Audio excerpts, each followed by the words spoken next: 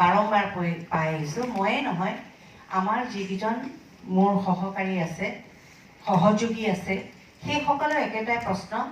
আমি গল্প যেতিয়া বিচাৰ কৰোঁ, সেই গল্পৰ সময়ত আমাৰ খুব প্ৰব্লেম এটা হয়।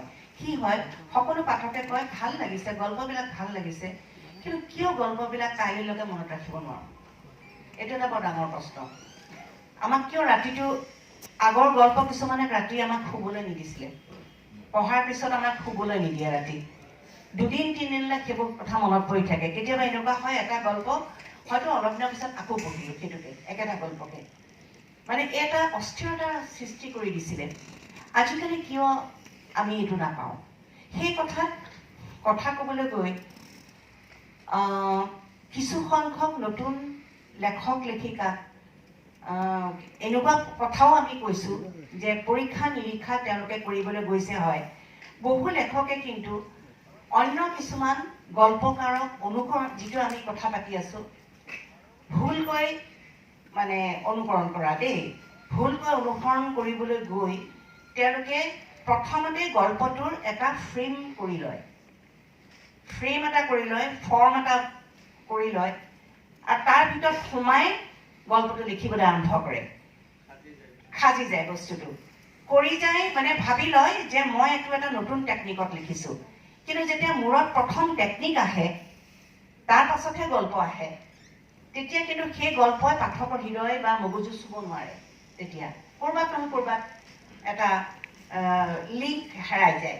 আৰু কিন্তু কেতিয়াবা আমি দেখোঁ যে টেকনিকটো স্বাভাৱিকভাৱে হয়, সেইটো এটা যে টেকনিক তেওঁ হয়তো হয়তো ভবাই নাই, কিন্তু এনেকুৱাকৈ লিখি গৈছে, দেখাত সৰল যেন লাগিছে, কিন্তু সৰল নহয়। আচলতে এইটো এটা ফৰ্ম, নতুন ফৰ্মত লিখিছে, কোনোবা হয়তো সাধু কথাৰ দৰে কৰি গৈছে। গতিকে এই কথাবিলাক যেতিয়া কমপ্লিকেটেড, জটিল এটা গল্প ক'বলৈ গৈ যদি বিষয়বস্তুটোক অধিক জটিল কৰি পেলোৱা হয়, বা শেষটো আমি তাৰ মাজতে আমি কথা পাতিছিলোঁ, আগতে আমি যিবোৰ গল্প পঢ়িছিলোঁ, গল্পটো কওকচোন বুলিলে আমি গল্পটো কৈ দিব পাৰোঁ। গল্পটো কওকচোন এনেকে ক'লে আমি গল্পটো কৈ দিব পাৰোঁ। কিন্তু আজিকালি তাৰমানে তেওঁ কিহৰ ওপৰত লিখিছে আমি ক'ব পাৰোঁ যে অমুক অঞ্চলটোৰ ওপৰতে লিখিছে এগৰাকী বিষয়টো যেতিয়া অসমীয়া সাহিত্যৰ ট্ৰেণ্ড, আপুনি দীৰ্ঘদিন ধৰি আমাৰ অসমৰ সাহিত্য পৃষ্ঠা আপুনি চাইছে, স্বাধীন আপুনি সম্পাদনা কৰিছে, সাতসৰী সম্পাদনা কৰিছে, গতিকে আপুনি হয়তো কাৰোবাৰ নাম লোৱাটো পলিটিকেলি কাৰেক্ট নহ'ব, এক মুহূৰ্তৰ বাবে আপুনি পাহৰি যাওক আপুনি সম্পাদক।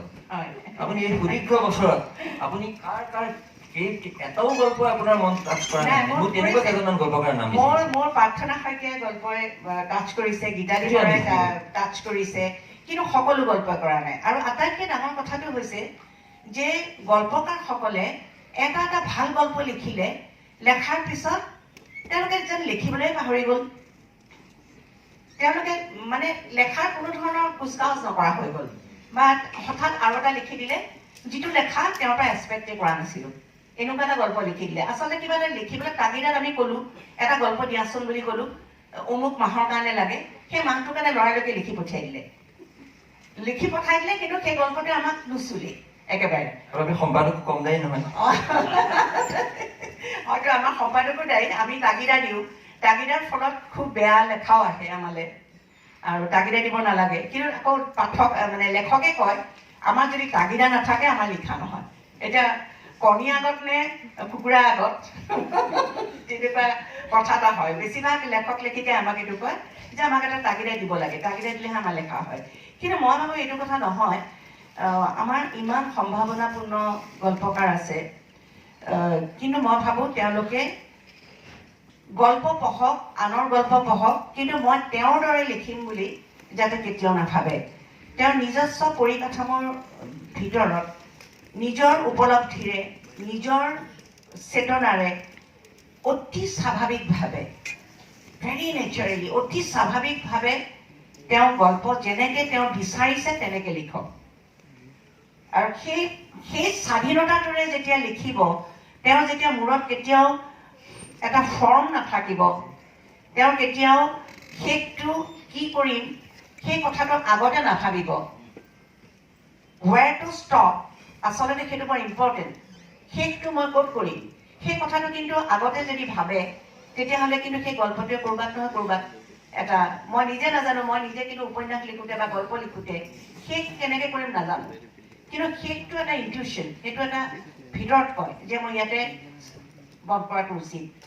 কিন্তু সেই বস্তুবিলাক যদি আগতে ফ্ৰেম কৰি কৰা হয় বা খ্যাতি বা সোনকালে কিতাপখন ওলাব লাগে, আজিকালি কিতাপ যিটো কথা ওলাইছে যে কিতাপ সোনকালে আমি নিজে নিজে কৰিব পাৰোঁ, লৰালৰিকে বুক ফেয়াৰ আহিছে, বুক ফেয়াৰ আগে আগে মোৰ এখন গল্প সংকলন ওলাব লাগে, তাৰ কাৰণে মই 2টা গল্প কম হৈ আছে, সেই 2টা গল্প সেইকাৰণে লিখি মই 12টা গল্প কৰিব লাগে, তেনেকুৱা ধৰণে যদি আমি ভাবোঁ তেতিয়াহ'লে কিন্তু গল্পৰ মানদণ্ডটো কমে আৰু ঠিক পাঠকে মনত ৰাখিব নোৱাৰা হৈ যায়। কিন্তু খুব ভাল গল্পকাৰ আছে, কিছুমান অসাধাৰণ মৃণাল কলিতাৰ এটা গল্প মই সদায় মনত ৰাখোঁ, এটা অংকৰ বিষয়ে লৈ পেলাই লিখিছিলে, তেনেকুৱা গল্পকাৰ মই তেওঁলোকলৈ ফোন কৰি তেওঁলোকে নিশ্চয় মনত ৰাখিছে। ভাল গল্প পঢ়াৰ লগে লগে মই লগে লগে ফোন কৰোঁ আৰু ফোন কৰি কওঁ যে এইটো সাংঘাতিক গল্প লিখিলা। মোৰ এনেকুৱা লাগে যে মানে যে মই কিয় এনেকুৱা এটা গল্প কেতিয়াও ভাবিব নোৱাৰিলোঁ, এনেকুৱা ধৰণৰ ভাৱ এটা আহে, ইমানে ভাল গল্প লিখে। কিন্তু দুখৰ কথাটো হৈছে যিটো সেই ট্ৰেণ্ডটো তেওঁ যিটো সৃষ্টি কৰিলে বা যিটো লিখিলে তাৰপিছত তেওঁ ক'ৰবাত নিজে নিজে হেৰাই যোৱা নিচিনাকৈ কৰে। আৰু তথাপিতো মই আশাবাদী যে মই নতুন গল্পকাৰসকলৰ পৰা আমি খুব ভাল ভাল গল্প পাম। কিন্তু মই এটা কথা বাৰে বাৰে কওঁ যে গল্পটোক যাতে মনত ৰাখি বহু দিনলৈ আমি যেনেকৈ বহুত গল্প এতিয়াও মনত ৰাখি থৈছোঁ, তেনেকৈ যাতে বহু দিনলৈ মনত ৰখাকৈ গল্পবোৰ লিখিবলৈ এটা স্বাভাৱিক প্ৰক্ৰিয়া যাতে সকলোৱে লিখিবলৈ বা চিন্তা কৰিবলৈ আৰম্ভ কৰে। ধন্যবাদ অনুৰাধা বাইদেউ। আজিৰ পৰা হয়তো আকৌ 30 বছৰ পিছত যেতিয়া এনেকৈ এখন সাহিত্যৰ আলোচনা চক্ৰ হ'ব, তেতিয়াও হয়তো কোনোবাই ক'ব যে আজিৰ গল্পবোৰ মনত থাকি যোৱা নহয়। সেই একে সমস্যাটো একে প্ৰশ্নটো কিন্তু সৌৰভ চলিহাৰ ক্ষেত্ৰত কৰিছিল এতিয়াৰ আটাইতকৈ প্ৰখ্যাত বয়োজ্যেষ্ঠ লেখকজনে। মই নামটো খালি ল'ব বিচৰা নাই। এতিয়া মই আহিব বিচাৰিছোঁ ধনীৰাম দেৱচৌধুৰীৰ ওচৰলৈ।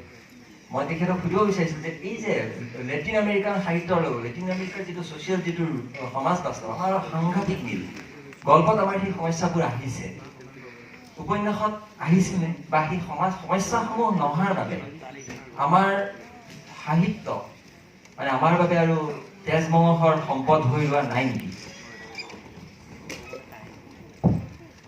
লেটিন আমেৰিকাৰ বিষয়ে সাধাৰণতে যিটো আমি বেছিকৈ আলোচনা কৰোঁ মেজিক ৰিয়েলিজম, সেইটো এতিয়া লাহে লাহে তাতেও নোহোৱা